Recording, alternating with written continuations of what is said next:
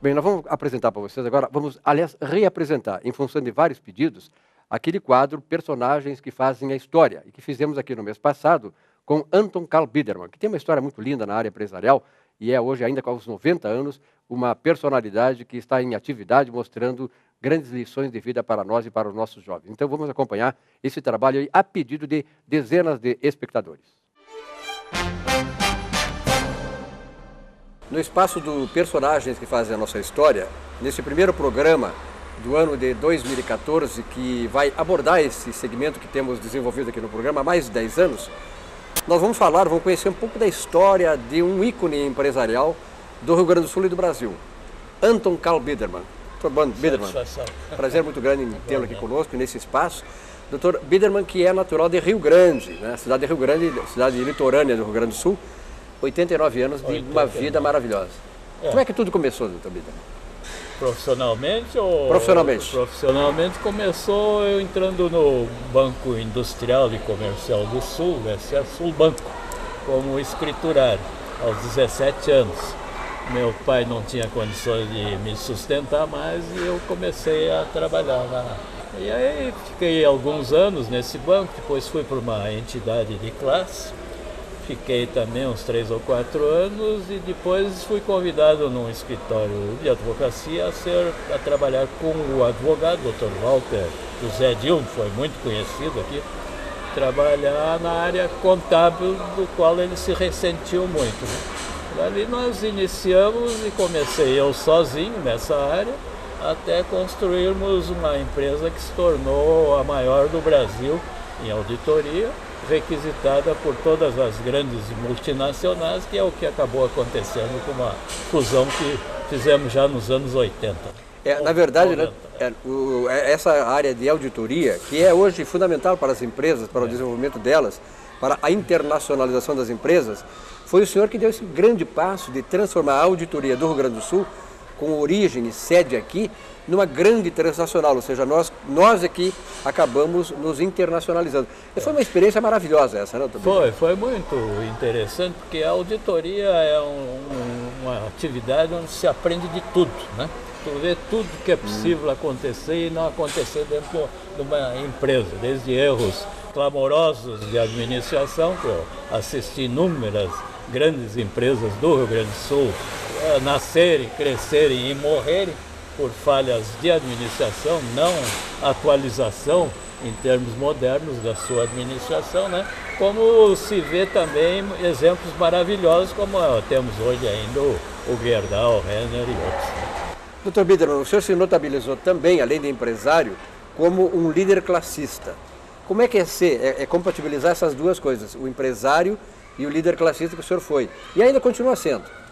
Eu fui convidado nos anos 80 para participar da Federação pelo então presidente César Rogério Valente. Né? E eu realmente fui para lá com um pouco de receio, de timidez, que eu não conseguia falar em público de jeito nenhum. Eu tinha que sempre ler todos os meus pronunciamentos, eu tinha que ler, apesar da experiência no União e na própria minha empresa, né? Mas era um bloqueio que a gente vence, acaba vencendo, né? Acaba vencendo com o treinamento. Né? Então o Valente, percebendo essa minha timidez, né? Seguidamente ele me perguntava, qual é a tua opinião, né? Aí tu não pode ficar quieto, tem que dizer alguma coisa, né? E aí aos poucos fui conseguindo me soltar e falar mais ou menos com desenvoltura, né? Dr. Biedermann, você tem uma experiência de vários governos, né, várias formas de governo, várias situações do Brasil. O senhor passou um período em que o Brasil se reconstruiu, se construiu a partir da década de 50, 60, depois 70 o desenvolvimento econômico, 80 com aqueles problemas dos planos econômicos e tal. Como é que o senhor resumiria toda essa história do Brasil e aquele futuro que nós estamos sempre perseguindo? A história do Brasil é muito curiosa, porque eu me lembro, eu tinha 6 anos, né, quando eu vi desfilando pela frente da minha casa a cavalo, algumas pessoas vestidas de gaúcho, né, com fuzis nos ombros. Era a Revolução de 30 que estava se iniciando, né? Então aquilo me me marcou muito, né? Embora muito pequeno ainda, mas marcou, gravei bem aquilo. Depois é a Revolução de 32, promovida por São Paulo, né?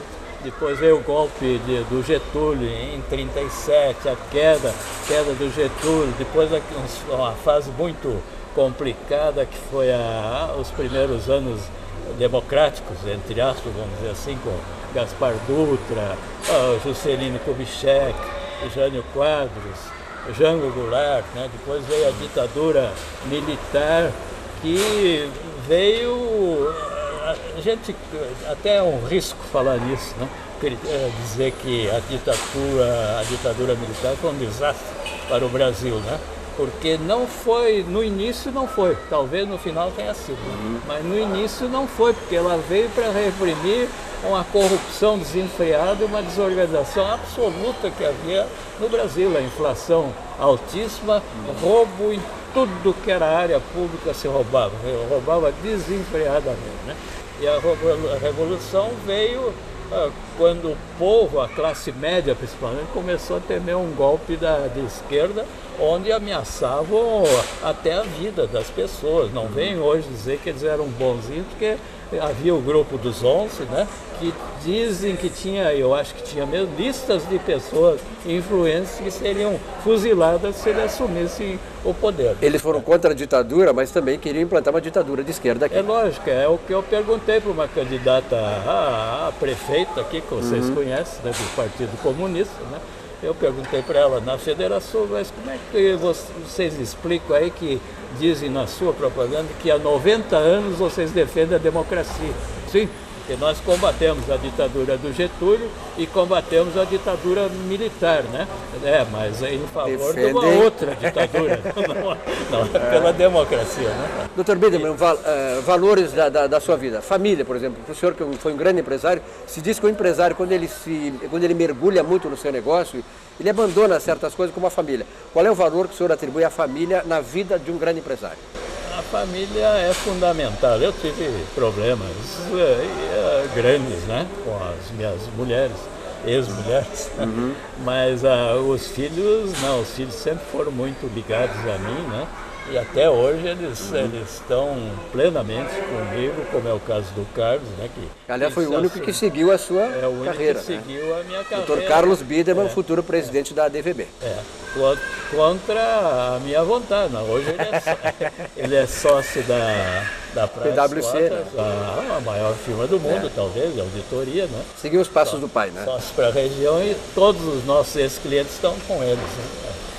Qual é a sugestão, aquilo que o senhor diria para aquele empresário que está começando e que vislumbra assim também seguir uma carreira com o senhor, quase 90 anos, um homem que construiu toda a sua vida calcada na dignidade, na salutar convivência entre o empresário, o político e a sociedade, contribuindo sempre para que a sociedade em que o senhor milita, ela se desenvolva cada vez mais com justiça, com serenidade, sem apelo à violência, sem apelo à ditadura?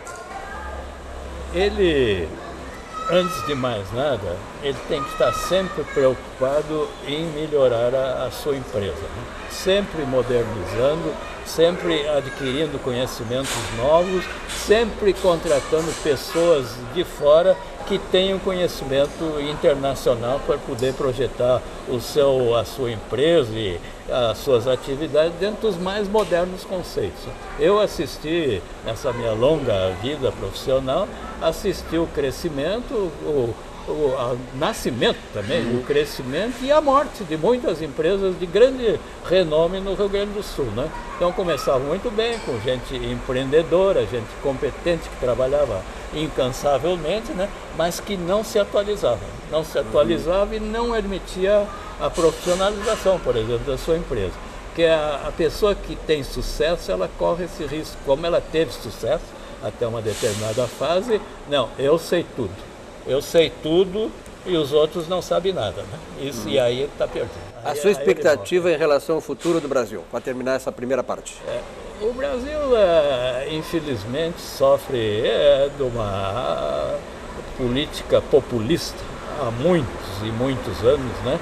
que não nos leva a lugar nenhum. De vez em quando progride, cresce, graças à iniciativa privada, não às atividades governamentais, cresce exclusivamente por força da iniciativa privada que procura se atualizar, como é a nossa agricultura aqui no Rio Grande do Sul, né? Então eu vejo com muita preocupação, porque cada vez mais muita gente vive na dependência das benesses do governo, né? Temos aí o Bolsa Família, que é lógico que ninguém vai querer que as pessoas morram de fome, né? Mas tem que haver uma contrapartida, como existe em outros lugares. Eu dou a Bolsa Família, teu filho tem que ir na escola e tem que comprovar a atividade dele na escola e a competência. Não é dar o peixe, tem que ensinar a pescar. É lógico, é o que dizia o Geraldo Link, meu amigo do projeto Pescar. Tá certo. O nosso personagem que faz a história, o Dr. Anton Carl Biedermann, nós vamos a um pequeno intervalo, depois voltamos com a Tamara da Costa Pereira, que vai trazer outros aspectos da vida desta figura extraordinária, um ícone empresarial do Rio Grande do Sul e do Brasil, Dr. Anton Carl Biedermann. Já voltamos.